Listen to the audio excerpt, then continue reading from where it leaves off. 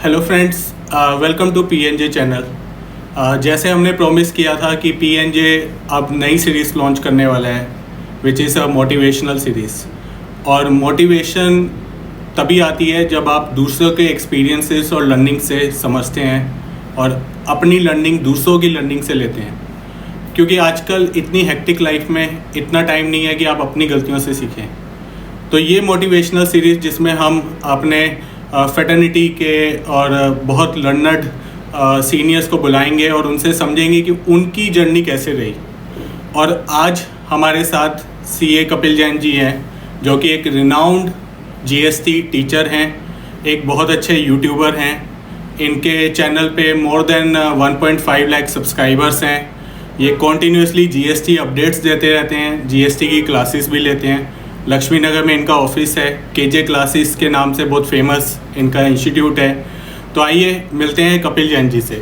धन्यवाद पारस जी, आपने मुझे अपने चैनल पे बुलाया। ये मेरे लिए सौभाग्य की बात है कि मैं आपके दर्शकों को कुछ चीज़ें बता पाऊँ।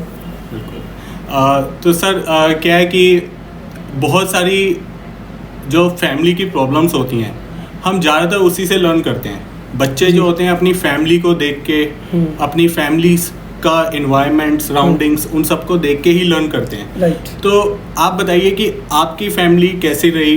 क्या उसमें कुछ प्रॉब्लम्स रही जिसने आपको स्ट्रॉन्ग बनाया या वीक बनाया? क्योंकि मेरी अंडरस्टैंडिंग से एक फैमिली प्रॉब्लम्स ऐसी हैं जो बंदे को स्ट्रॉन्ग या वीक बनाती हैं। तो पारस जी, इस पर ना मैं एक छोटी सी स्टोरी शेयर करना चाहता हूँ। स्टोरी क्या है, एक ना फादर होता है। तो वो फादर क्या करता है, बहुत ड्रिंक करता था, घर में आके मारपीट करता था, झगड़ा करता था। उसके 2 बेटे होते हैं। तो 2 बेटों में से एक बेटा क्या होता है, बड़ा होकर ना शराबी बन जाता है और वो भी ऐसे ही करता है। लेकिन दूसरा बेटा बहुत मेहनत करता है और बहुत मेहनत करके डॉक्टर बन जाता है। अब उनसे पूछा जाता है कि यार, तुम एक ही फैमिली में पले बड़े, तुम ऐसे कैसे बन गए? तो वो जो शराबी होता है वो ये कहता है कि भाई, मैंने तो अपने फादर से सीखा कि वो डेली ड्रिंक करके आते थे, मारते पीटते थे, तो मैं तो ऐसे ही बन गया। दूसरा बेटा भी कहता, मैंने भी अपने फादर से सीखा कि भाई, मैं ये चाहता था कि जैसे मेरे फादर आगे ड्रिंक करते हैं, ये करते हैं, वो मैं ना करूँ, तो मैंने उसके लिए पढ़ाई का माध्यम चुना। तो जो फैमिली की चीज़ें होती है उससे आप काफ़ी लर्न करते हो। जो मेरे फादर थे वो बहुत स्ट्रगल करते थे। वो मतलब मैं अगर बात करूँ, जो एक होता है ना मंगल बाज़ार, शुक्र बाज़ार, वहाँ पे लगाते थे और बहुत मेहनत करते थे। और उन्होंने अपने जीवन में ना मुझे बहुत लर्निंग्स दी। ठीक है ना, हमें पता लगा कि यार पैसे की वैल्यू क्या है। आज के टाइम में ना पैसे की बहुत वैल्यू है। ठीक है ना, कहते हैं ना कि पैसा आपको बहुत ऊपर तक लेके जाता है। तो सर, मैंने उस टाइम पे ये चीज़ सोची कि पैसा जो है ना, पैसा कमाना है और मेहनत से कमाना है, एक नंबर से, वाइट से, इज्जत से कमाना है। तो वो सारी मैंने लर्निंग्स अपनी फैमिली से सीखी। मेरी फैमिली का बहुत बड़ा सपोर्ट रहा, बहुत बड़ा रोल रहा।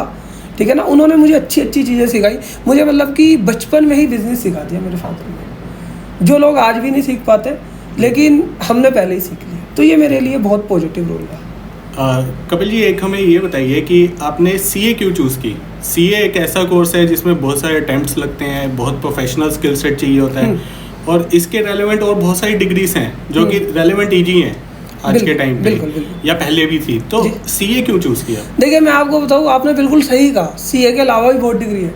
लेकिन जब मेरा ग्रेजुएशन का रिजल्ट आया ना, उसमें लगभग मेरे 47% मार्क्स आए थे। और मेरे फादर के पास पैसा था नहीं कि मैं बिज़नेस कर लूँ कोई। ठीक है ना, तो मैं जो भी कर रहा था। अब बिना पैसों के कोई ऐसा कोर्स जो आपकी लाइफ बदल दे, वो मुझे दिखाई दिया सीए। और जहाँ पर मैं जॉब करता था, अकाउंट्स की जॉब करता था मैं उस समय, तो जब हम अपने सीए साहब के पास बैलेंस शीट फाइनल कराने जाते थे, स्टैट्यूटरी ऑडिटर्स के पास, तो मैं उनकी शान शौकत देख के मतलब मज़ा आ जाता था मुझे, उनकी कंफर्ट लाइफ को देख के। तो मैं सोचता था यार, बस ऐसी लाइफ हो जाए ना मेरी, तो मज़े आ जाएंगे। ठीक है, 11 बजे ऑफिस जाओ, 5 बजे आ जाओ, 6 बजे आ जाओ, और मतलब कि बढ़िया लगता था, एक इज्जत मिलती थी, पैसा मिलता था। तो मैंने वहाँ से इंस्पायर होके, तो मैंने कहा यार, बिना पैसों के ना, कम पैसों में यही बढ़िया कोर्स है, मेहनत ज़्यादा लगेगी लेकिन। जी। तो अभी आप जैसे खुद प्रैक्टिस भी करते हैं। जी।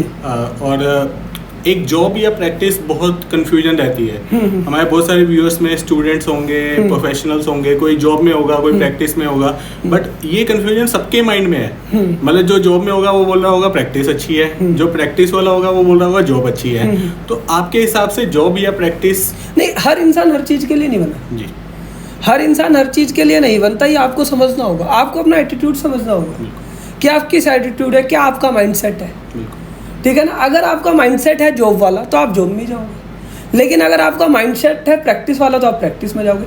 आप ये मत समझिए मैंने भी जॉब करके आया हूँ, तो अब ये नहीं कि मैं जॉब में असफल रह गया तो मैं प्रैक्टिस में आया। मैंने जब जॉब करी तो उस टाइम पर भी सीए बनने के बाद जब मैंने जॉब करी 2 साल के अंदर अपनी सैलरी को 5 बार इंक्रीज कराया था, तो इट मीन्स मैं वहाँ पे भी सक्सेस था। तो ये एक माइंडसेट था कि मुझे लगता था कि मैं जॉब से बेटर, क्योंकि मैं एक हिंदुस्तानी हूँ और मेरे पास ऑप्शन है सिलेक्ट करने को, एक जॉब और प्रैक्टिस, और मुझे ऐसा लगता है कि मैं प्रैक्टिस में जॉब से अच्छा कर लूँगा। ऑल्दो मुझे वहाँ पे भी मज़ा आ रहा था, मैं वहाँ पर भी खुश था, वहाँ पर भी मज़ा आ रहा था, लेकिन अगर मेरे पास कोई चॉइस है और मुझे कहा जाए कि इसमें से एक बेटर वन चुनिए, तो इसलिए मैंने प्रैक्टिस चुनी। तो पहले आप ये समझिए कि आपके पास ऑप्शन है या नहीं। अगर आपके पास ऑप्शन है तो आप बेटर वन चुनिए कि क्या आपका बेटर हो सकता है। ठीक है, तो आप उस अकॉर्डिंग आप जाएंगे तो आप सक्सेस करेंगे। सो एज अ सीए, क्योंकि बहुत कम यूट्यूब चैनल्स हैं सीएस के, और सीए मेरे हिसाब से बहुत ज़्यादा कई बार रेसिस्ट करते हैं इंफॉर्मेशन जनरली शेयर करने में, क्योंकि उनको लगता है कि भाई हम एक्सपर्ट हैं, हमारे पास ही नॉलेज है सारी। राइट। तो आपका यूट्यूब चैनल खोलने का कैसे पर्पस रहा? नहीं, देखिए इसमें ना मेरा ना बचपन से ही अगर मैं बात करूँ, जब मैं 10th क्लास में पढ़ रहा था तो मैं 8th क्लास को पढ़ा रहा था, ठीक है ना, और जब मैं 12th में पढ़ रहा था तो 10th क्लास को पढ़ा रहा था, और मैंने 2007 में ही कंप्यूटर सेंटर चलाया। तो एक जो टीचर की हैबिट है ना, वो मेरे को ना काफ़ी टाइम से है, तो उस चीज़ को देखते हुए तो मैं टीचिंग तो कर ही रहा था, ठीक है ना, मैं प्रैक्टिस के साथ साथ टीचिंग भी कर रहा था। वो तो फिर मुझे लगा कि जो ऑफलाइन मार्केट है उसमें ज़्यादा ग्रोथ नहीं है, तो एक हमारे पार्टनर है जीएसटी प्लेटफॉर्म वाले, ठीक है, उन्होंने मुझे बोला कि यार तुम यूट्यूब खोलो, उन्होंने मुझे सजेस्ट करा और मैं उनका थैंकफुल हूँ उनके लिए, ठीक है, उन्होंने बताया, तो मैंने उसके बाद यूट्यूब चैनल खोला। और स्टार्टिंग में मुझे उन्होंने ही सपोर्ट दिया कि भाई हाँ ये चैनल आप ऐसे ऐसे चलाओ। उसके बाद मेरे को लोगों ने पसंद किया यूट्यूब पे, तो मैं यूट्यूब चलाया। तो कपिल जी, जैसे आप बहुत रिनाउंड टीचर हैं और बहुत सारे बैचेस लेते हैं, क्लासेस लेते हैं, तो स्टूडेंट्स के लिए आप कुछ एडवाइस करेंगे कि वो ग्रेस्प कैसे करें, क्योंकि बहुत प्रॉब्लम आती है उनको कुछ भी कंसेप्ट ग्रेस्प करने में? नहीं, इस चीज़ को स्टूडेंट समझ ले कि जो हमारा माइंड है ना, वो लॉजिकल चीज़ को ज़्यादा अच्छे से समझता है। अगर उसे कोई भी चीज़ लॉजिकल बताया जाए ना, वो समझ लेगा, चाहे वो लॉजिक हो या ना हो। तो जो भी चीज़ वो पढ़ रहा है उसे ना लॉजिकल बता दो, ठीक है ना, अगर वो लॉजिक समझ गया तो उसके माइंड में आ जाएगा, ठीक है। तो हर चीज़ का कोशिश करो लॉजिक ढूंढने का। आप टीचर से पूछो कि इसके पीछे क्या लॉजिक था, ऐसा क्यों किया गया, तो आप देखोगे 80% 70% चीज़ों के लॉजिक्स मिल जाएंगे, चाहे कोई भी सेक्शंस हो, कोई भी रूल्स हो, इंटेंशन मिल जाएगी लॉ मेकर की क्या है। अगर आपने उसे पकड़ लिया पूरी ज़िंदगी नहीं भूलोगे। और अगर किसी का नहीं मिलता, खुद बना लो लॉजिक कि ऐसा हुआ होगा। जी। जैसे हम कभी भी कोई डिसीजन लेते हैं, या स्टूडेंट्स की मैं बात करूं, तो हमेशा उनके माइंड में और एक दिल में 2 अलग डिसीजंस होते हैं। और ये सिर्फ स्टूडेंट्स की बात नहीं है, हम अपनी प्रोफेशनल लाइफ में देखें, बिजनेस लाइफ में देखें, तो हमेशा कई बार 2 पहलू आ जाते हैं, एक जो हमारा दिल कह रहा होता है और एक जो दिमाग कह रहा होता है। तो ऐसे में आप क्या सजेस्ट करते हो, आपने क्या डिसीजंस लिए, दिल से लिए, दिमाग से लिए, कैसे कुछ थोड़ा बताइए? मैंने तो डिसीजन दिल से भी लिए, दिमाग से भी लिए, और मेरा जो पर्सनल तजुर्बा है, मैंने जितने भी दिल से डिसीजन लिए लगभग गलत रहे, ठीक है ना। तो दिमाग के डिसीजंस पे मैं ज़्यादा बिलीव करता हूँ, और अगर इन दोनों में कॉम्बिनेशन बन जाए तुम्हारा तो बहुत अच्छी बात है। लेकिन आप जो भी डिसीजंस लो वहाँ पर दिमाग भी लगाओ, लेकिन जहाँ पर दिल होता है वहाँ दिमाग लगाया नहीं जाता, ठीक है, इंसान कितनी भी कोशिश कर ले। जी। तो एक क्योंकि हमारे व्यूअर्स जो हैं वो हर स्टूडेंट्स भी हैं, प्रोफेशनल्स भी हैं, बिजनेसमैन भी हैं, तो एक मोटिवेशन का जो बेस्ट सोर्स होता है, बहुत लोग कहते हैं कि self motivation is the best source. Right. क्योंकि जो सेल्फ मोटिवेट अगर आप हो गए तो आपको किसी चैनल की या किसी इंस्पिरेशनल टॉक की या किसी की जरूरत नहीं है। तो वो सेल्फ मोटिवेशन कैसे आती है और आपकी लाइफ में कैसे आएगी?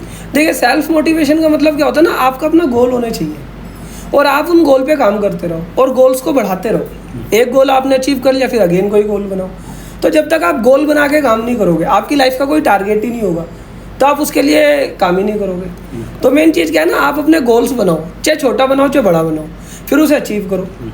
हर सुबह उठकर देखो कि मैं इस ज़िंदगी को क्यों जी रहा हूँ। कई बार मेरी फैमिली भी मुझसे कहती है यार तुम इतनी हावड़ तावड़ क्यों करते रहते हो यार, इतना क्यों सोचते रहते हो, तुम अभी इतने पैसे कमा रहे हो सफिशिएंट, ना तुम्हारे में कोई ऐब है दारू गुटखा बीड़ी का, तो तुम अपनी फैमिली को चला लोगे, तो फिर क्यों और मेहनत करनी। तो मैं उन्हें गोल बताता हूँ कि ये मेरा गोल है, इस गोल को अचीव करने के लिए मैं मेहनत कर रहा हूँ। तो आप अगर अपना गोल बना के रखोगे लाइफ में तो आप सक्सेस पाओगे। उस गोल पे काम करते रहो और उस गोल को चेंज करते रहो, अचीव हो जाए दूसरा कर लो। और कई बार अगर आप मोटिवेशन से डाउन फील करें तो मेरे व्यू पॉइंट से कि आपको शायद अपनी जो ज़िंदगी की अच्छी चीज़ें हैं वो याद करेंगे आप, जब अपनी अचीवमेंट्स याद करेंगे तो आप फिर थोड़ा सा सेल्फ मोटिवेट हो जाएंगे कि क्योंकि हम देखते हैं कि इवन अभी हमारे चैनल मोटिवेशनल टॉक्स ला रहा है, बट इस मोटिवेशनल वीडियो में क्या होगा कि जो भी देखेगा 1-2 दिन तो ठीक है मोटिवेटेड रहेगा, फिर वापस अपनी रूटीन लाइफ में वैसे ही आ जाएगा, जो कि हमारे साथ भी होता है। बिल्कुल नहीं, लेकिन उसमें ना साथ में ये होता है कि जैसे आप खाना खाते हो, आपकी बॉडी को डेली खाना चाहिए, इसी तरीके से ना मोटिवेशन आपको चाहिए, समय समय पे मोटिवेशन चाहिए, ठीक है ना। तो हम भी कई बार मोटिवेट होने के लिए चीज़ों को देखते हैं, समझते हैं, पढ़ते हैं, तो मोटिवेशन के लिए ज़रूरी है, ठीक है ना। और एक चीज़ और होती है कि जब भी हम कुछ भी डिसाइड कर लेते हैं और फुली मोटिवेटेड होते हैं हम डिसाइड करके कि भाई अब तो ये चीज़ें हम कर ही लेंगे, और मेरे साथ पर्सनली बहुत बार हुआ है कि मैं कुछ डिसाइड कर लेता हूँ और अगले एक हफ्ता मैं बिल्कुल फुली मोटिवेटेड रहता हूँ कि अब तो ये चीज़ हो ही जाएगी बस, ठीक है। बट फर्स्ट स्टेप में या सेकंड स्टेप में इतना एक लेथार्जिक एटीट्यूड आ जाता है कि भाई फर्स्ट स्टेप के बाद दिल ही नहीं करता है कि उसको आगे सेकंड स्टेप बढ़ाया जाए। नहीं, उसमें क्या है ना, जो हमारा ब्रेन है ना वो इस हिसाब से काम करता है। जब आप किसी काम को कंप्लीट कर लेते हो ना, एक हार्मोन रिलीज होता है डोपामिन लेवल, तो उससे खुशी मिलती है। तो आप हमेशा कभी भी क्या करो, चाहे कोई छोटा काम करो चाहे बड़ा काम करो, ठीक है ना, उसके टुकड़े कर लो कि भाई मैं ये कर लूँगा, ये कर लूँगा। तो जब भी आप उसे कंप्लीट करेंगे खुशी मिलेगी। तो आप अपनी लाइफ में कोई भी काम करो उसे कंप्लीट करो, बिल्कुल, उसे बीच में मत छोड़ो, ठीक है, अपना पूरा कंप्लीट करके छोड़ो।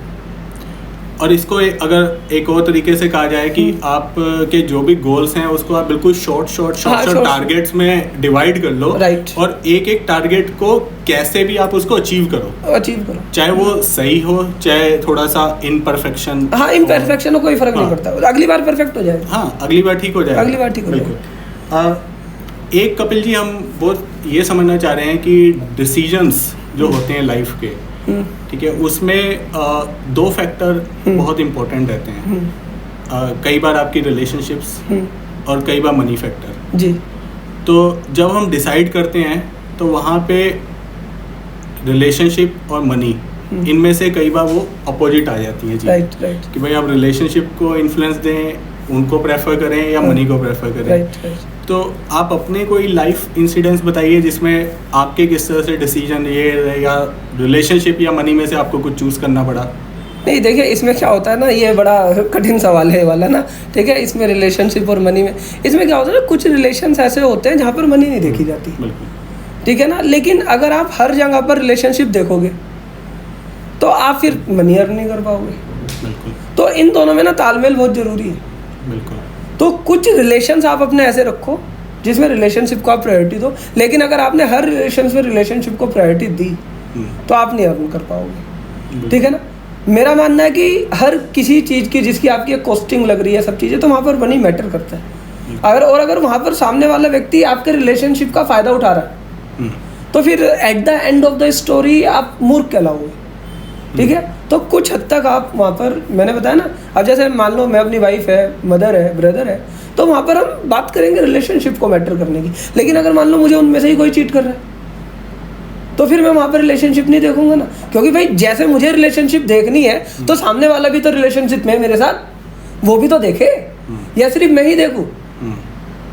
तो आप इस चीज़ों को समझ सकते हैं। सो आजकल तो लाइफ में क्या है कि बहुत ज़्यादा डिस्प्यूट्स जो होते हैं वो विद इन रिलेशंस ही हो रहे हैं, बिल्कुल बिल्कुल। भाई भाई के साथ लड़ रहा है, बिल्कुल, राइट राइट, ठीक है, आपस में बहनें लड़ रही हैं। तो ये जो चीज़ें हैं ये अल्टीमेटली आपके हिसाब से इनको कैसे हम कंट्रोल कर सकते हैं अपनी डिसीजन मेकिंग को? नहीं, उसमें देखो ना, मैंने क्या बताया आपको, मेरा मानना है कि जिससे आपकी लड़ाई है या जो आपको अच्छा नहीं लग रहा, आप उससे कुछ टाइम के लिए दूरियां बना लें, ठीक है ना। जब आप एक दूरियां बना लोगे तो आपको पता लग जाएगा कि यार क्या मुझे उसकी सच में ज़रूरत है, क्या मैं उसके बिना भी रह सकता हूँ, या वो मेरा पागल ही बना रहा था। बिल्कुल। तो आपको जब दूरियां करोगे तो पता लग जाएगा कि प्रॉफिट है, लॉस है, क्या दिक्कतें हैं। बिल्कुल। ठीक है। तो कई बार ऐसा होता है कि मैंने देखा भाई भाई पे केस कर रहा है, माँ बेटे पे केस कर रही है, फैमिली में डिस्प्यूट चल रहे हैं, कैरी ऑन हो रहे हैं। तो उनका भी कई बार मैं उनके पॉइंट ऑफ व्यू सुनता हूँ, वो कहते हैं भाई 6 करोड़ का इशू है, पूरी ज़िंदगी नहीं कमा पाऊंगा, इसलिए डिस्प्यूट ही बेटर है। लेकिन मैं ये कहता हूँ कि अगर यार 2 लाख 4 लाख 5 लाख का इशू है तो यहाँ पे ना अमाउंट मैटर करता है। ठीक है ना। अगर मेरे भाई से मेरा वो है डिस्प्यूट है 50,000 का 1 लाख का, तो मैं सोचूंगा यार रिलेशनशिप को स्ट्रॉन्ग करते हैं, ठीक है ना, कोई बात नहीं, मनी को छोड़ देते हैं। लेकिन अगर वही डिस्प्यूट मेरा 2 करोड़ का हो जाए, फिर मैं क्या किसे प्रायोरिटी दूंगा, फिर मैं मनी को दूंगा।